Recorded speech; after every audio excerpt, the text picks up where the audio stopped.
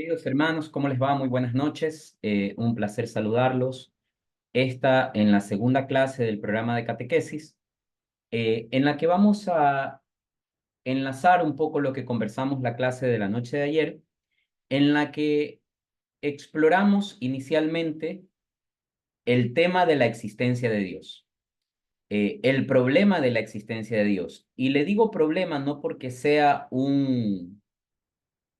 una molestia, una dificultad, sino que, como les había mencionado yo ayer, quiero partir de la presuposición de que si bien todos nosotros tenemos un preconcepto, tenemos una idea, tenemos una apreciación inicial clara respecto de la existencia de Dios, eh, para efectos de todos ir por el mismo sendero, es importantísimo que acompañando a la fe tengamos también la capacidad racional de cuestionarnos. Y no cuestionarnos a modo Contreras, sino cuestionarnos a modo de preguntarnos sobre la existencia de Dios.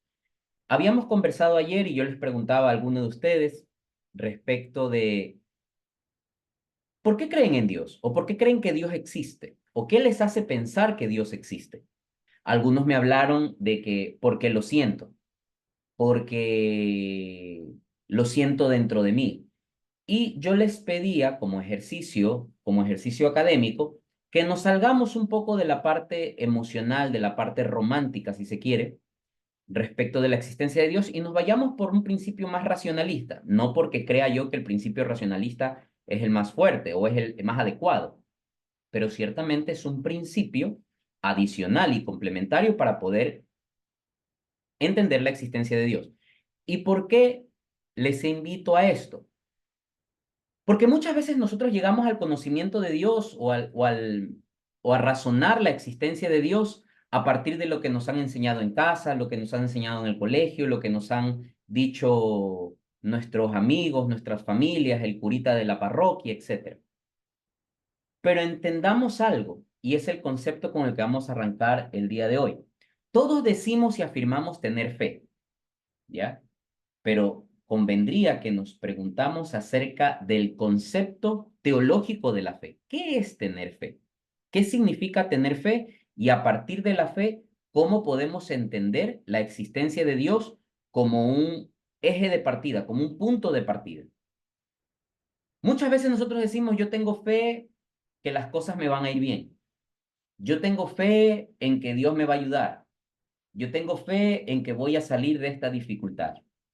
Y muchas veces asumimos la fe como un acto puramente de cerrar los ojos y entregarnos confiadamente a algo. Y que es correcto, pero hay falta un componente muy importante para poder abarcar lo que significa la fe. Y es el componente racional. ¿Cómo lo define la doctrina católica, la doctrina cristiana? ¿Cómo define la fe? Se define la fe como la respuesta racional del hombre a Dios que se revela.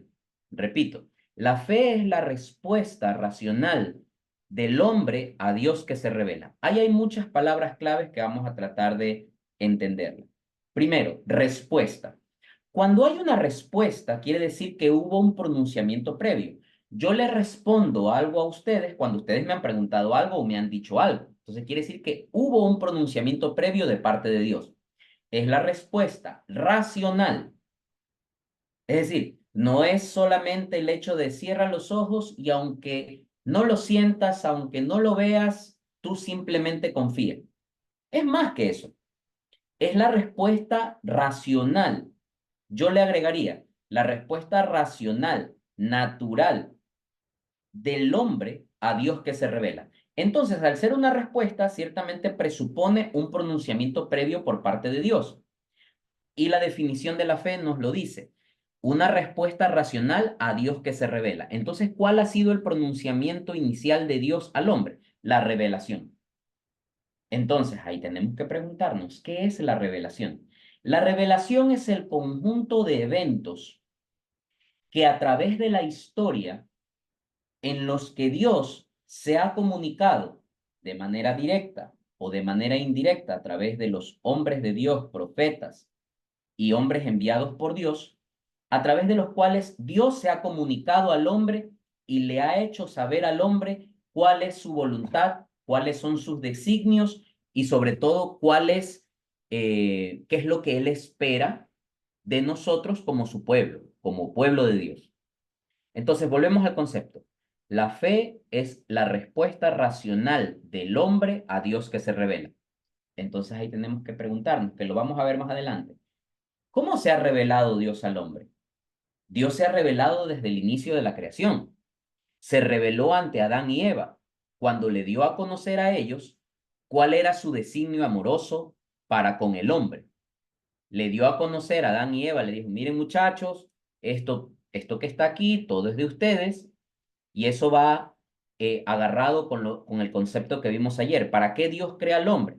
Por amor, para manifestarnos su gloria y para convertirnos en administradores de la creación. ¿Qué hizo Dios? Chicos, esto es de ustedes. Administren la tierra, trabajen la tierra, ¿ya? Todo esto es de ustedes. Exploten todos estos recursos naturales que yo les he puesto para su uso, para su administración y para que les sirvan. Ciertamente, antes del pecado original, que también lo vamos a ver después, el designio era súper claro. Les decía, miren, ustedes son los dueños de todo esto, son los administradores de esto, y van a tener que, digamos, hacer uso de todo esto. No había trabajo forzoso, no había sufrimiento, no había dolor, no había muerte, entre comillas, muerte. Ya vamos a hablar también después de eso porque entenderemos la significación de la muerte y la consecuencia de la misma respecto del pecado original. Ok, entonces, como Dios crea al hombre para manifestarnos su gloria, para que nosotros tengamos la capacidad, como bien lo decía ayer Anabela, para que le podamos alabar, para que le podamos rendir gloria, honor, no para que le agradezcamos, porque Dios no es que necesita nuestro agradecimiento, Dios no es que necesita que nosotros lo hagamos feliz diciéndole palabras bonitas, porque Dios en sí mismo es la felicidad. Dios no nos necesita a nosotros, no nos necesitaba y sin embargo, por acción gratuita, por su misericordia, Él nos crea. Y nos crea para manifestarnos su gloria, por amor a nosotros y para darnos a la creación, a la naturaleza y que fuera puesta para nuestra administración. Entonces, ese es el primer elemento de la revelación de Dios al hombre. Entonces, ¿qué es revelación? Es la forma como Dios se da a conocer. Esa es la revelación. Como les decía hace un momento, ¿no? Son el conjunto de elementos que a lo largo de la historia Dios utilizó para darse a conocer y dar a conocer sus designios y su voluntad respecto de su creación, es decir, el hombre. Dios con Adán y Eva se da a conocer y dice, a ver muchachos, esto es de ustedes, esto es todo lindo, bello, hermoso, precioso, punto seguido. Pero ahí tienen el árbol de la ciencia del bien y del mal, el cual les pido de favor, por favor, no tomen del fruto de ese árbol. ¿Ya? Entonces, viene dado claramente cuál es el designio amoroso de Dios con respecto de la creación y revela al hombre qué es lo que quiere para nosotros. Ok, ante esa revelación, ante ese pronunciamiento de Dios hacia el hombre, ¿qué cabe? Una respuesta del hombre a dicho pronunciamiento. Entonces, la forma en que esa respuesta se alinea o comulga de manera plena con la revelación, entendemos entonces que la fe es plena. Repito, si el pronunciamiento de Dios es A y la respuesta del hombre a Dios concuerda con ese A, quiere decir que nuestra fe es plena. Pero ¿qué pasa si Dios revela y pronuncia A y nosotros escogemos B? ¿Podemos hablar de una fe plena? Definitivamente no. Entonces tenemos que plantearnos bien qué entendemos por fe. Porque si no vamos a caer en el romanticismo de que tener fe es cerrar los ojos y entregarnos a la voluntad de Dios. Pero mientras tanto nosotros levantamos las patitas, no hacemos nada y esperamos que todo nos venga como regalo divino. Y eso no es la fe. Hay una frase muy bonita que yo siempre la empleo, siempre la uso, es, no le pidas a Dios que guíe tus pasos si tú no estás dispuesto a mover los pies. Esto no es cuestión de simplemente acostarse en una hamaca, levantar las piernas y decir, bueno, Dios, tú trabaja. Yo simplemente aquí cómodamente espero a que todo lo que yo te he pedido, tú me lo des. Entonces, eso no es fe. Más adelante, cuando estudiemos el Nuevo Testamento y veamos, por ejemplo, la carta del apóstol Santiago, el apóstol Santiago es sumamente contundente. Y este es un argumento con el cual nuestros buenos amigos y hermanos protestantes, evangélicos y de demás denominaciones tiemblan, porque ellos hablan del principio de la sola fe. Solo hay que tener fe. No necesitas nada más, hay que tener fe.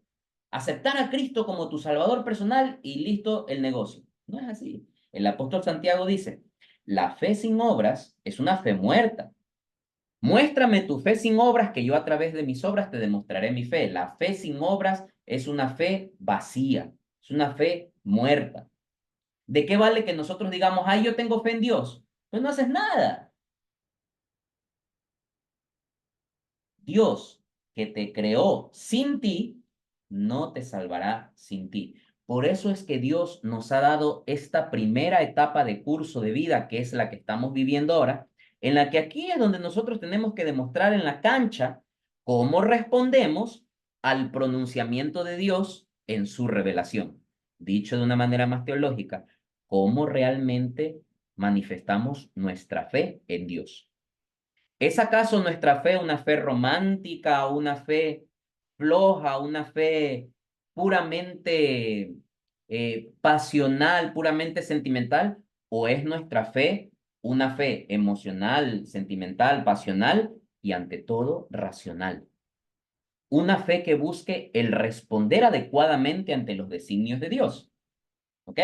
Entonces, fíjense los conceptos que vamos desarrollando hasta ahora. Ya sabemos por qué Dios creó al hombre, ya sabemos qué es la revelación y ya sabemos qué es la fe, o por lo menos cuál es la fe que realmente necesitamos desarrollar. No es la fe de, hermano, levanta las manos, entrega tu vida a Dios.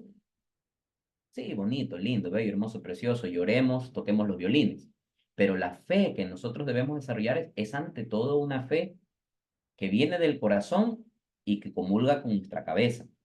Nuestra respuesta es la clave hacia el tener una fe adecuada o no. ¿Ok?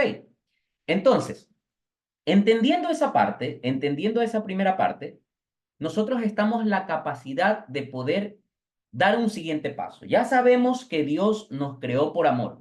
Ya sabemos que Dios nos creó por amor, que no nos necesitaba, que nosotros no lo merecíamos, porque no hemos hecho para merecer algo, tienes que hacer algo. Y el hombre no hizo nada, simplemente fue creado ¡pum! De la nada. Entonces ahí viene la pregunta. Muchas veces ustedes y yo debemos cuestionarnos y decir, chuta, qué difícil que llevar una vida conforme a los designios de Dios. Es complicado, es jodido esto de cumplir los mandamientos, de llevar una vida correcta, porque la tentación está aquí a la vuelta de la esquina, porque la tentación está aquí al abrir la puerta, porque a veces el camino más fácil es el más chévere, el más cómodo, pero no es el que te lleva a Dios. Entonces la pregunta que deberíamos hacernos, a ver, Dios realmente obró de una manera sabia al crearnos. ¿Realmente Dios obró de una manera sabia al crearnos? Dicho de una manera más criolla y morocha. Dios nos crea y nos pone un designio para que nosotros le sigamos. ¿Somos capaces realmente de cumplir lo que Él nos pone? De cumplir el desafío, por ponerlo de alguna manera, que Él nos pone. Y la respuesta es sí. ¿Por qué somos capaces de conocer a Dios? ¿Por qué somos capaces de Dios?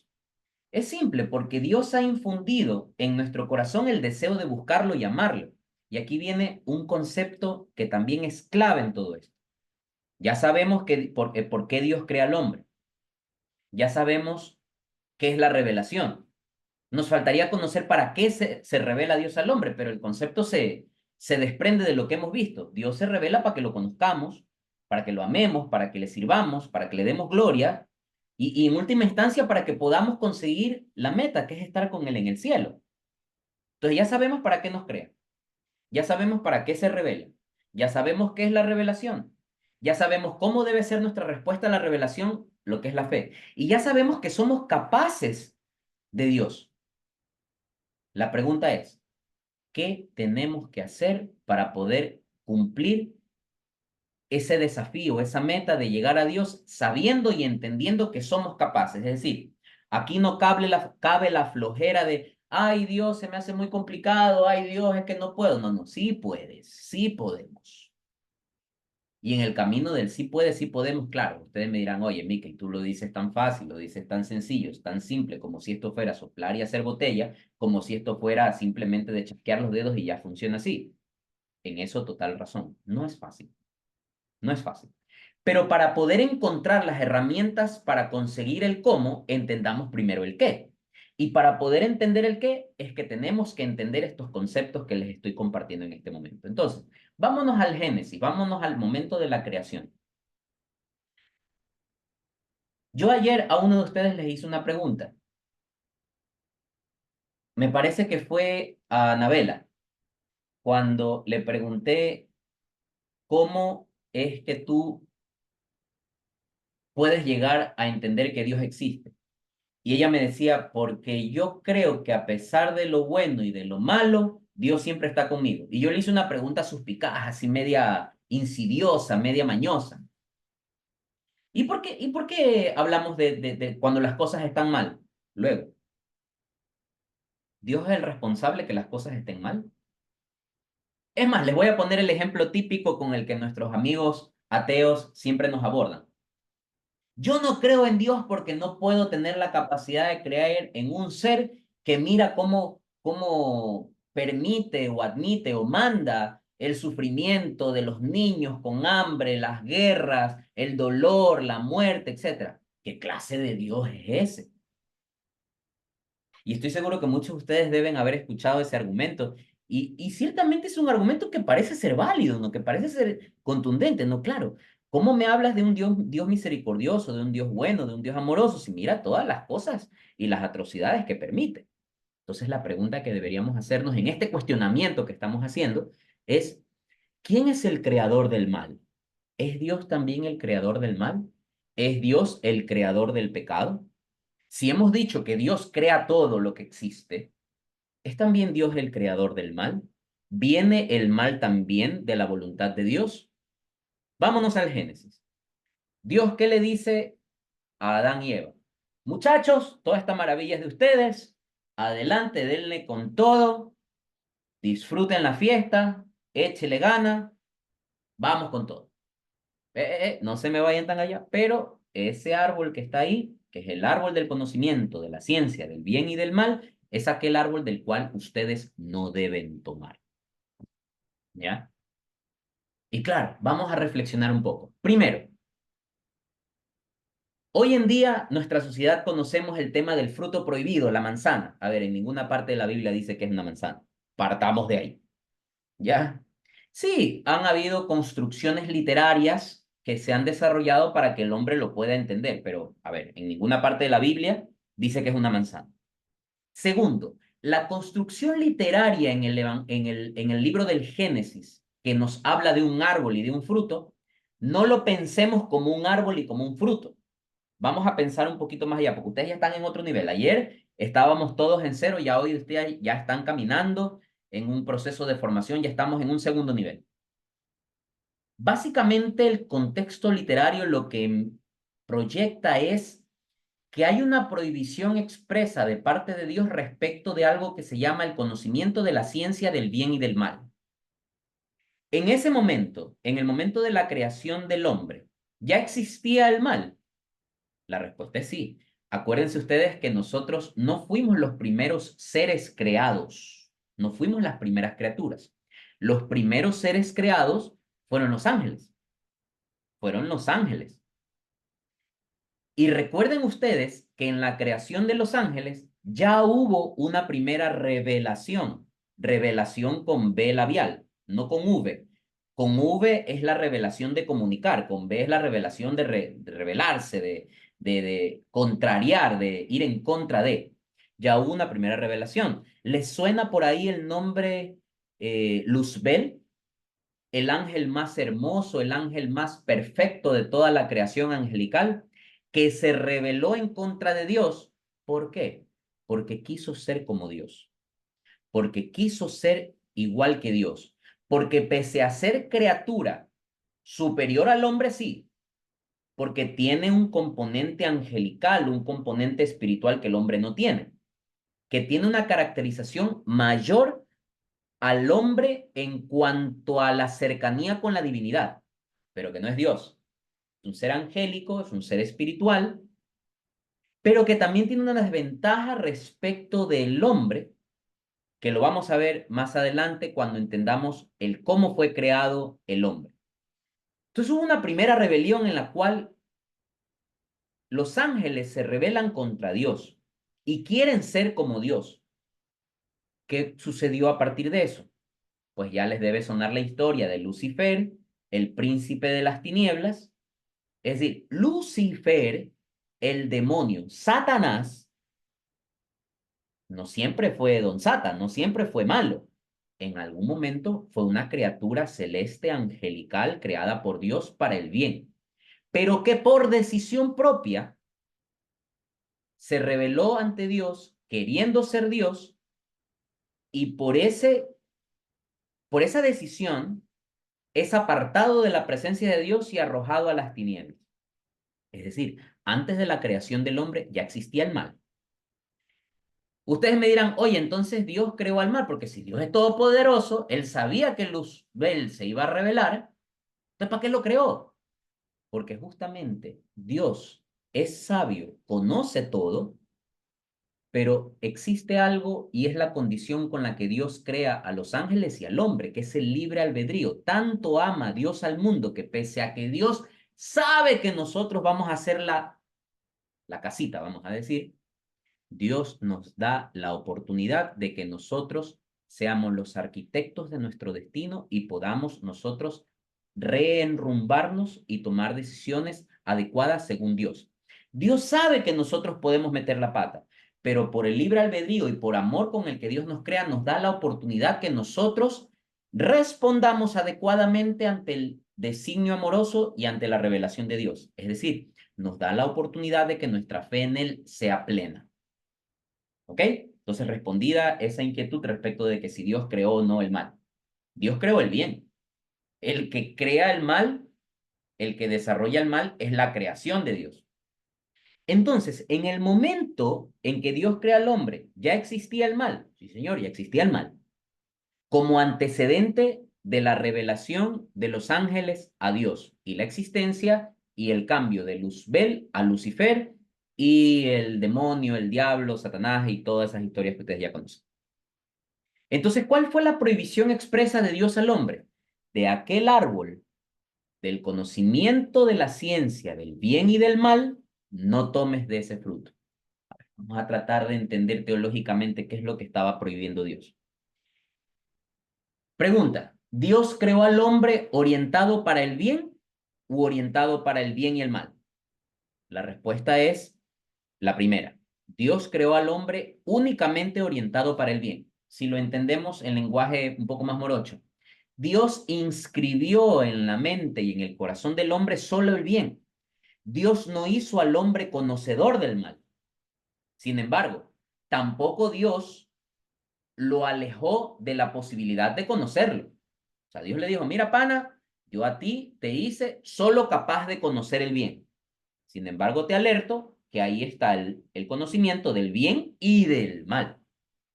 Mucho cuidado, de ese fruto no tomes. ¿Ya? Hasta ahí la primera parte. Ese fue el designio de Dios, el advertirnos y alertarnos sobre la prohibición de este fruto. La pregunta que nos deberíamos hacer, ¿qué hubiera pasado si Eva no le metía cizaña a Adán y Adán y Eva no caían y no conocían el mal? Viviríamos una vida 100% pegada a Dios y nada de lo que pasó hubiera ocurrido. Pero ¿qué es lo que pasó? Y ahí viene el tema y tiene mucha aplicabilidad a nuestro día a día, así que por favor presten mucha atención. Resulta ser que un día estaba Adán y Eva por ahí en el bosque, chévere, felices de la vida. Y Eva se acerca a este ser que andaba por ahí, que era una serpiente, que andaba arrastrándose por el bosque. Y la serpiente, que es la personificación del diablo, del mal, am, le dice a Eva, así que Dios les ha prohibido comer de todos los árboles que están en el paraíso. Fíjense una cosa. Y miren la cantidad de enseñanza que podemos sacar de ese pedacito. Pregunta, ¿el diablo tiene poder? ¿El demonio tiene poder? Por supuesto. ¿Es más poderoso que nosotros? Claro. ¿Pero es tan poderoso como Dios? No. Ahí es donde tiene una aplicación que créanme que si ustedes abren bien los oídos en esta clase, les va a cambiar la vida. Yo se los aseguro. Pregunta, si yo estoy pasando por una dificultad, por una tristeza, por una depresión, una pena, por un coraje, y lo tengo en mi corazón, en mi mente, y me está abrumando por dentro, pregunta, ¿el diablo conoce eso? La respuesta es no. ¿Dios lo conoce? La respuesta es sí. Entonces, ahí es cuando se nos recomienda que a través de la oración nosotros pongamos en manos de Dios esta dificultad para que sea Él quien nos ayude a solucionar nuestros problemas.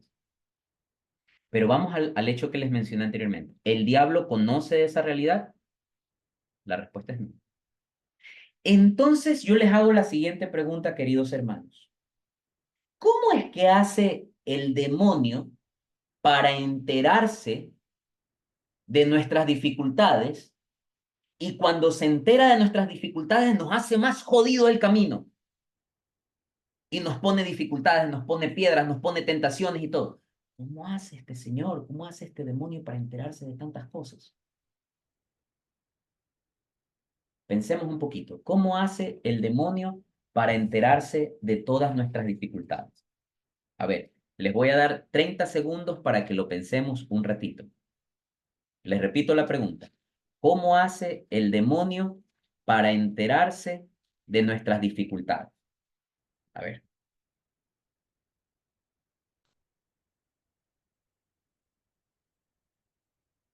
no es omnipotente, no es todopoderoso el demonio, es más pilas que nosotros sí, tiene más poder que nosotros sí, por eso cuidado, con el demonio no se juega, pero él no tiene la capacidad de leer nuestra mente ni leer nuestro corazón. Entonces, la única forma que tiene el demonio para enterarse de nuestros problemas es que nosotros se lo contemos. Hago un punto y aparte ahí y voy a leerles el relato del Génesis, capítulo 2 versículo, perdón, Génesis capítulo 3 versículo 1. La serpiente era el más astuto de todos los animales. Ojo, astuto, pero no sabio, no todopoderoso y no omnipotente ni omnisciente. Ya veremos después esos conceptos. Fue y le dijo a la mujer, así que Dios os ha dicho que no comáis de ninguno de los árboles del huerto. Pregunta.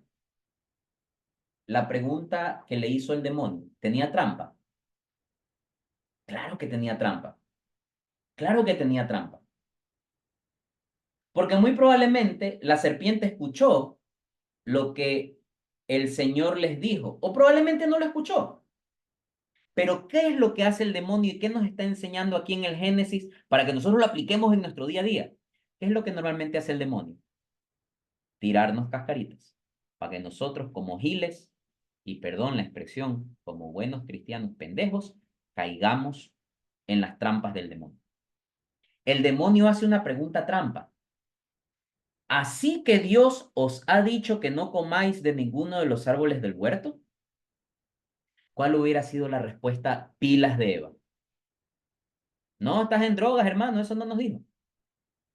Punto. Y pico cerrado. Porque si no fuera así, el demonio no tiene forma de enterarse. La única forma en la que el demonio se entera es cuando nosotros se lo decimos. Eva muerde el anzuelo y fíjense lo que le responde. La mujer le respondió, la serpiente, no, podemos comer del fruto de los árboles del huerto. Solo nos ha prohibido bajo pena de muerte comer o tocar el fruto del árbol que está en el medio del huerto.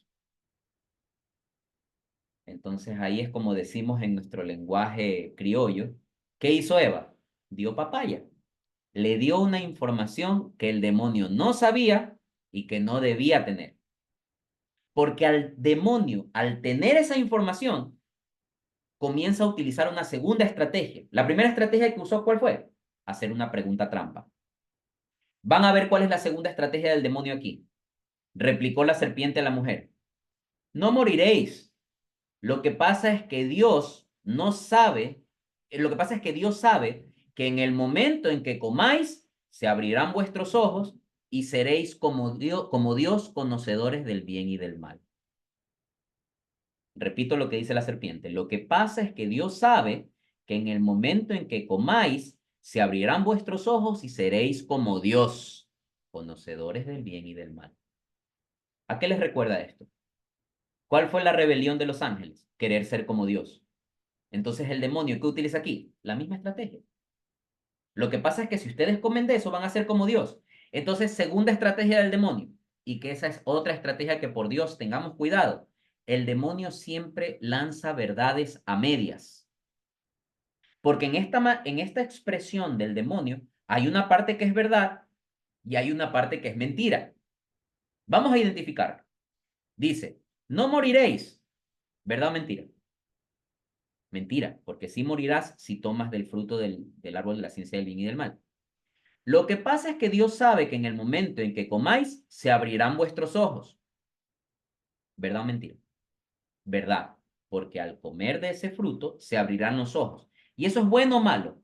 Depende. Es bueno que nuestros ojos se abran cuando lo que tenemos que ver es bueno, pero no es bueno que nuestros ojos se abran cuando lo que tenemos que ver es malo. Por eso muchas veces pasa en nuestros hogares que nuestros padres nos dicen, oye, hijo, mira, ten cuidado, no vayas a tal lugar porque no te conviene, no es bueno, te puede pasar algo. Y nosotros ahí vamos de Gilbertos, vamos pese a que nos advirtieron.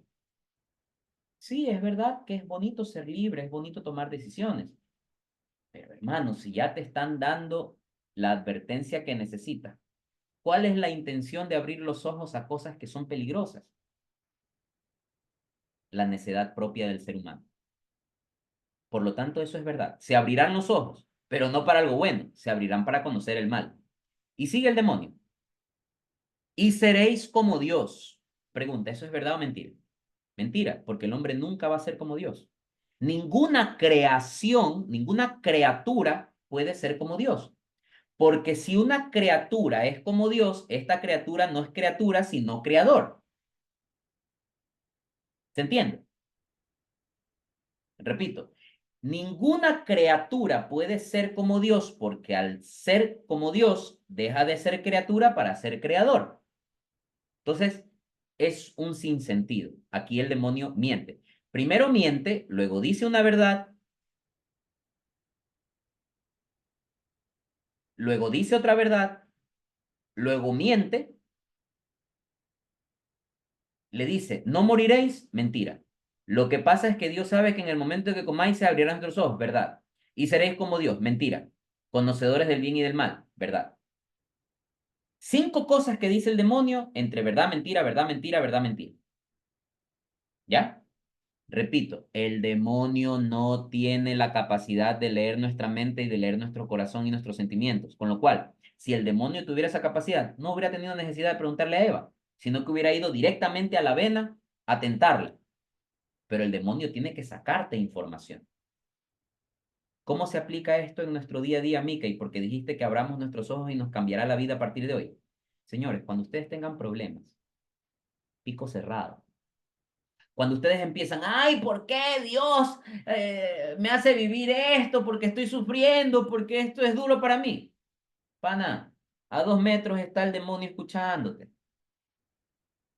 ¿Y qué es lo que está haciendo el demonio? Ah, ya sé por dónde agarrarlo, este infeliz, ya sé por dónde cogerlo. Y ahí es cuando comienzas a tener problemas. Pero si uno tiene el pico cerrado y solo en oración directa a Dios le pide ayuda en las dificultades, y a Dios sí dile lo que quieras, dile, Señor, estoy pasando por esta dificultad, estoy haciendo esto, dilo en tu corazón y Dios te va a escuchar. Primero porque ya lo conoce y segundo porque va a valorar mucho el hecho que tú le pidas, que tú te entregues a Él. Pero si tú comienzas a quejarte, el que te está escuchando es el demonio. Y mientras más te quejes, más jodido se te va a hacer de resolver el problema.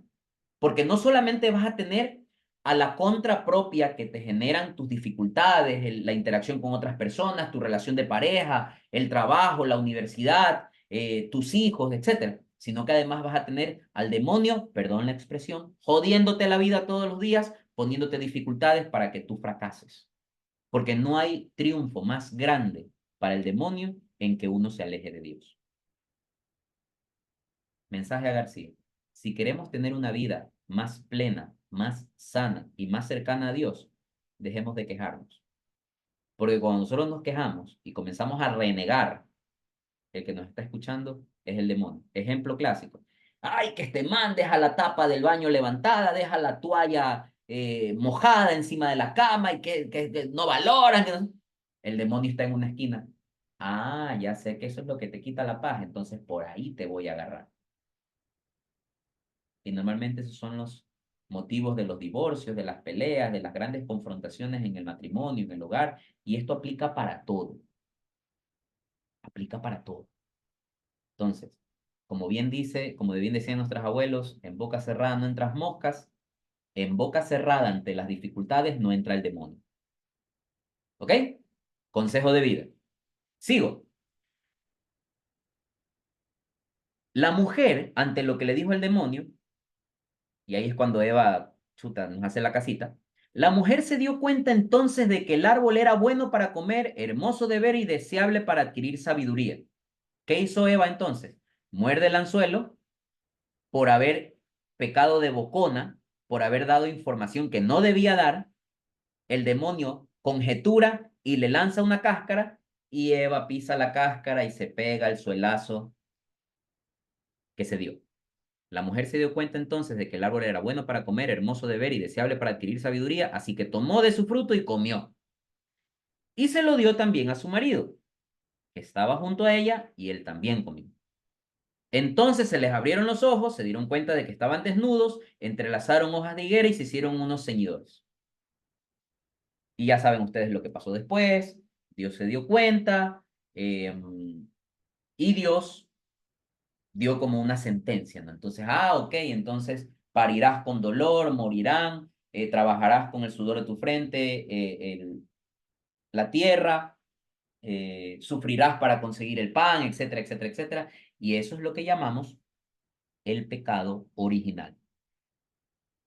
El pecado original, que es la desobediencia de nuestros primeros padres en la fe, Adán y Eva, que aún habiendo recibido de parte del mismísimo Dios la revelación, su respuesta ante ese designio fue inadecuada, con lo cual la fe que profesaron Adán y Eva no fue plena y les llevó a desobedecer a Dios y hacerle caso al demonio y a través de ello cometer el pecado original. ¿Por qué es original? No es porque es chévere, sino es porque es de origen. El primer pecado de la humanidad, el pecado cometido por Adán y Eva, que por herencia nos cae a toda la humanidad y por eso es que necesitamos el bautismo porque el bautismo borra el pecado original. Ya más adelante les explicaré cuando veamos bautizo, los sacramentos, cuáles son los efectos del bautismo, cuál es la diferencia entre pecado temporal, pecado original, consecuencias, concupiscencia y mancha y culpa del pecado original. ¿Ok? Espero haber sido claro hasta este momento, espero no haberlos abrumado con mucha información. Recomendación, vayan revisando el cuestionario a medida que van avanzando las clases. Espero que aquí en la transmisión de esta clase pongan en los comentarios del YouTube, hola, soy Jacqueline, presente, estoy asistiendo a la clase, hola, soy Diego, presente en la clase, porque acuérdense que esa es la forma en la que yo llevo el control de la asistencia. Les recuerdo las indicaciones que les di ayer en la primera parte de la clase. Solo se permiten 2 faltas en todo el programa, son 22 clases aproximadamente, salvo que tengan alguna dificultad de que por trabajo se me murió el gato, no llegué a la casa, me comunican previamente y no pasa nada que no se conecten en vivo a la clase. No en vivo, sino a la hora que es, a las 7 de la noche, porque esta clase de hoy no está en vivo, esta está pregrabada. Son exactamente ahorita las 4:39 de la tarde, las 5:39 de la tarde. Entonces la estoy pregrabando, pero esta clase se transmite, como se dan cuenta, a las 7 de la noche y ya a estas alturas debe ser 7:40. Entonces, mucho ojo con eso. Vayan siguiendo el hilo de las clases, no se las pierdan, por favor. Registren su asistencia, vayan leyendo el cuestionario. Al término de la clase, les dejo el Catecismo de la Iglesia Católica para que lo puedan ir leyendo, los cuestionarios para que los vayan leyendo y eso me había olvidado de comentarles ayer. Para cada parcial van a tener un libro de lectura. Chiquito, sencillo. Les voy a compartir el libro con el que vamos a leer este primer parcial, que no es que les voy a hacer preguntas al respecto, pero en las distintas clases lo tocaré, lo mencionaré y lo mejor va a ser que lo hayan leído para que sepan de lo que les estoy hablando y no sienten que estoy hablando en chino. Eso, mis queridos hermanos, un placer tenerlos, un placer que se hayan conectado todos. Este, que Dios los bendiga y nos vemos la noche de mañana.